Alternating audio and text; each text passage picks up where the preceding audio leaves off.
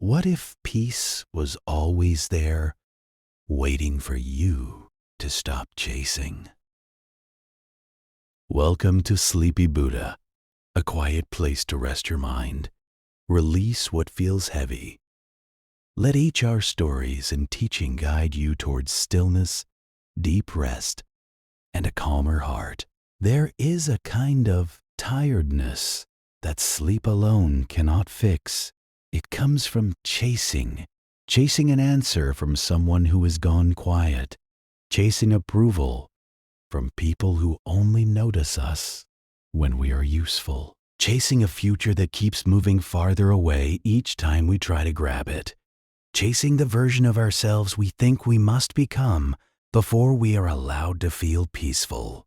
At first, chasing looks like effort. It looks like love. It looks like ambition. It looks like care. We tell ourselves, I am only trying because this matters. And sometimes that is true. But after a while, something changes. The heart becomes tense. The breath becomes shallow. The mind begins to circle the same thoughts again and again. We stop walking toward life and begin running away from the fear that life will not choose us back. This lesson is not about giving up. It is not about becoming cold, lazy, or detached from everything you love. It is about recognizing the quiet difference between moving with life and forcing life to move for you. It is about learning that peace does not always arrive when you finally get the thing you wanted.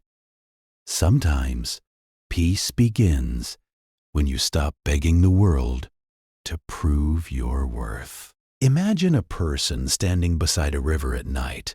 In the water, they see a small lantern floating away. The lantern is beautiful. It carries a warm light. It reminds them of something they once loved, something they once believed would stay. The person steps into the river to follow it. The water is cold, but they keep walking. The current grows stronger, but they keep reaching. Soon the river pulls at their clothes. Their feet slip on the stones. Their hands stretch forward, but the lantern moves farther into the dark. For a long time, the person thinks the pain is caused by the lantern leaving. But the deeper pain is caused by trying to hold what was never in their hands. The river is not cruel. The lantern is not cruel. Yet the body suffers because it is fighting the direction of the water. Many of us live this way inside. A message is not answered, so the mind reaches again. A plan fails, so the heart tightens harder. Someone misunderstands us, so we replay the conversation 100 times, searching for the perfect sentence that might finally make them see. We mistake mental noise for devotion. We mistake emotional tension for proof that we care. But the Buddha's path often points us back to a simple truth. What we cling to too tightly begins to shape our suffering. When you chase, your attention leaves the present moment. It runs ahead into imagined outcomes. It travels backward into old memories. It stands outside someone else's door, waiting to be invited in. And while attention is gone, your own life quietly waits. Your body waits for your kindness. Your breath waits for your return. The morning light waits on the wall. The cup of tea grows cool beside you. A small bird sings outside, but you do not hear it because the mind is busy asking, why has this not happened yet? Stopping the chase begins with noticing where your energy is leaking, not judging it, not shaming yourself for wanting, just noticing. Where does your mind keep going when it is tired? Whose approval do you keep trying to earn? What outcome has become so important that you no longer feel safe without it? which dream is still worth holding gently, and which attachment has started holding you by the throat. There is a difference between desire and attachment. Desire can be clean. It can be a seed placed in the earth with patience. Attachment is the hand digging up the seed every hour to check whether it has grown. Desire says, I would love for this to happen. Attachment says, I cannot be okay unless this happens. Desire allows effort. Attachment creates fear. Desire walks with life. Attachment grabs life by the shoulders and demands an answer. The moment you stop chasing, life begins to return because your energy returns first. The attention you spent on checking, comparing, explaining, proving, and waiting begins to come home. You may not receive the message you hoped for. You may not get the apology you imagined. The opportunity may not appear in the exact form you wanted, but something else appears. Space, breath, dignity, clarity. You begin to feel the ground under your feet again. This is the quiet miracle of non-chasing. You stop making one person, one result, one door, or one timeline responsible for your entire peace. You begin to remember that life is larger than the thing you were gripping. You begin to notice other doors, not because you forced them open, but because your eyes are no longer fixed on the one that stayed closed. A small teaching story may help. There was once a young gardener who planted a row of jasmine beside a temple path. Every morning he came before sunrise to see whether the flowers had opened. He touched the buds, counted them, watered them, whispered to them, and worried over them. When one bud remained closed, he felt personally rejected by it. He thought, perhaps I have failed. Perhaps the flower does not trust me. An old monk watched this for many days. One morning he asked the gardener, "Why do you look so troubled?" "I have watered, guarded, and cared for this plant. Still, some flowers do not open when I want them to." The monk smiled gently and said, "Your care helps the garden. Your worry does not. You may offer water, sunlight, and space, but if you try to pull the flower open, you will not create blooming. You will only tear the petals." He sat beside the path and watched the closed bud without touching it. For the first time, he noticed the smell of the soil after rain. He noticed how the leaves held small beads of morning water. He noticed that many flowers had already opened while he was angry at the one that had not. And after several days, the closed bud opened by itself, not because it was forced, but because its season had arrived. This does not mean every person will return. It does not mean every dream will bloom. It does not mean silence will always become love, or delay will always become success. But it does mean that forcing rarely creates the peace we seek. The things meant for us still require effort, but they do not require self-abandonment. They may ask for patience, courage, discipline, and honesty. They do not ask us to beg, shrink, obsess, or lose ourselves. If you are chasing someone, pause and ask, am I moving from love or from fear of being forgotten? Love can reach out with openness. Fear keeps reaching out to prove it exists. Love respects another person's silence without turning it into a weapon against the self. Fear reads silence as a verdict. Love says, "I hope you are well." Fear says, "Please confirm that I am still enough." If you are chasing success, pause and ask, Am I building something meaningful? Or am I trying to outrun my insecurity? Work can be sacred. Discipline can be beautiful, but when every achievement only gives you peace for one afternoon before the hunger returns, the problem may not be your level of success.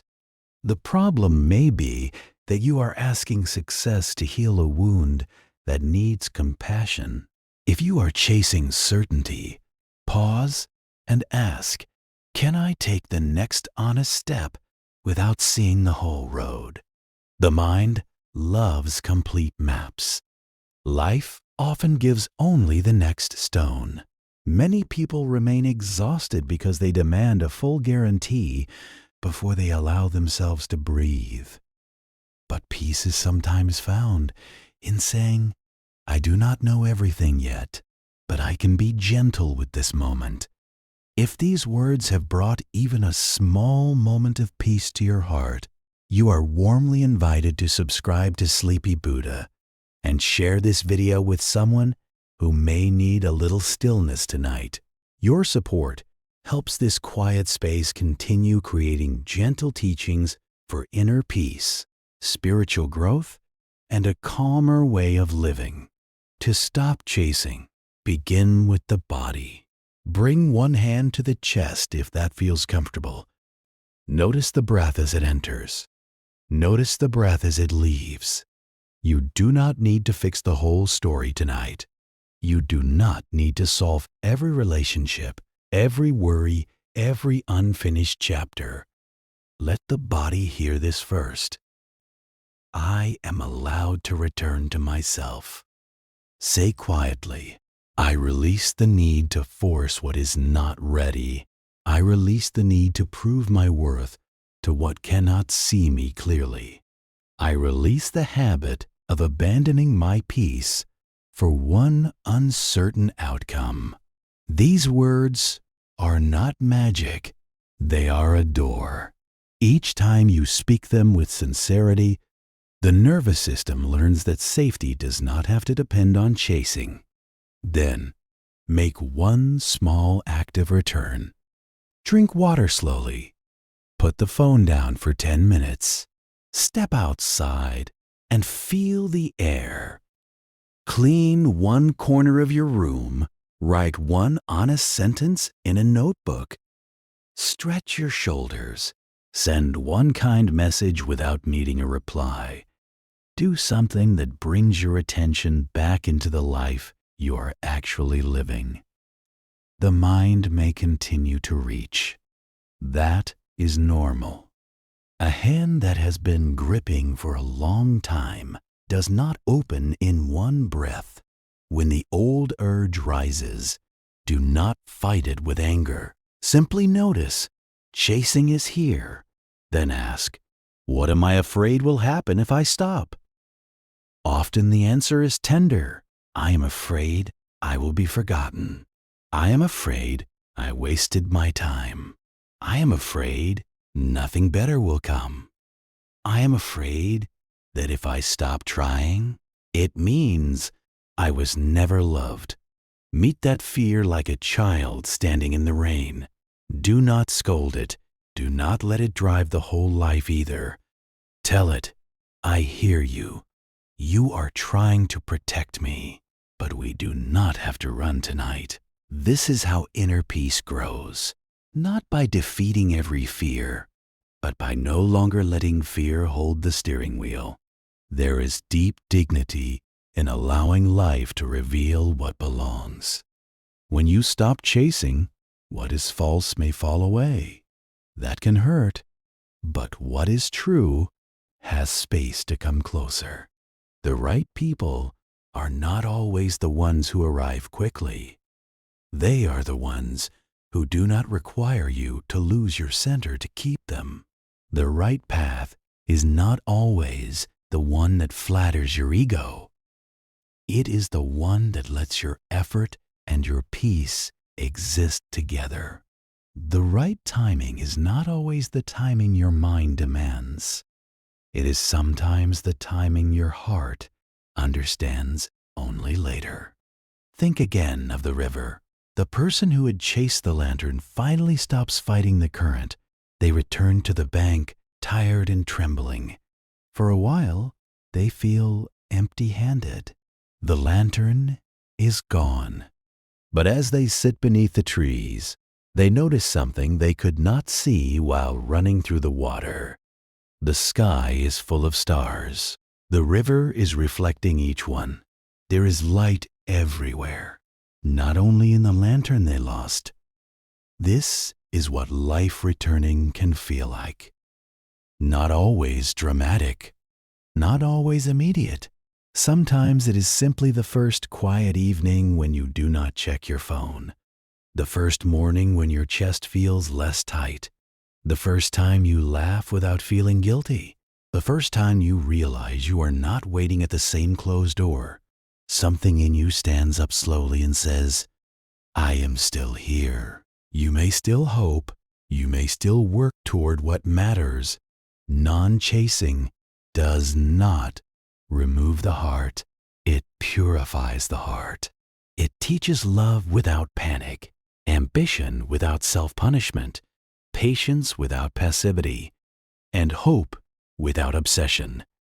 It lets you participate in life without trying to control every movement of life. One more gentle practice may help before sleep. Choose one thing you have been chasing and imagine placing it in an open bowl before you. Do not throw it away. Do not worship it. Simply place it down. Say, for tonight, this can rest outside my hands. Notice how the body responds when it no longer has to carry the whole future. This is not denial. It is mercy. It is giving the mind permission to stop standing guard over every uncertainty. In Buddhist practice, letting go is not a single heroic moment. It is 1,000 small releases. One breath where you do not check. One evening where you do not explain yourself again. One quiet decision to stop proving your value to someone who benefits from your doubt. Each small release teaches the heart, I can survive without gripping. Over time, the grip becomes softer. The face becomes softer. The way you walk through life becomes softer. Tonight, let this be enough. You can stop pulling at the flower. You can water what is yours to water.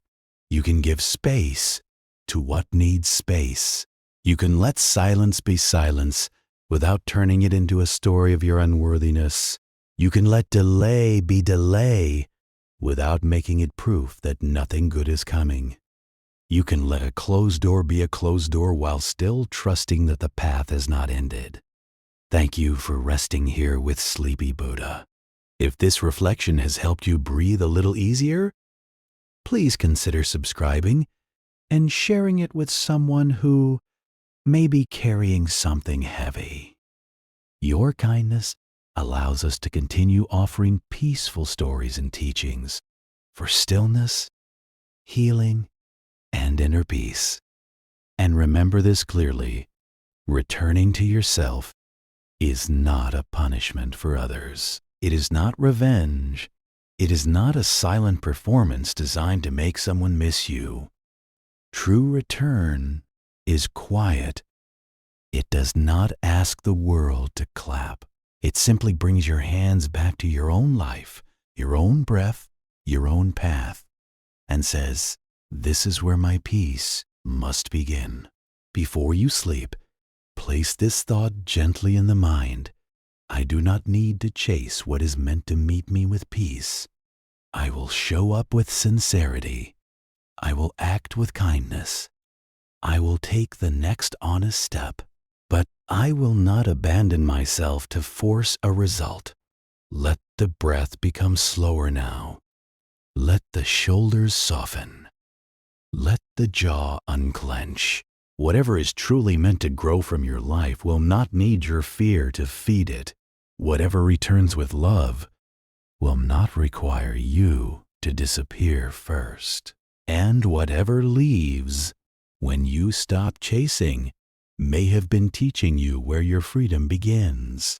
Rest now, not because everything is solved, but because you are allowed to belong to yourself. Even in the unfinished middle, life has not forgotten you. You are simply learning to stop running long enough to hear it calling you home.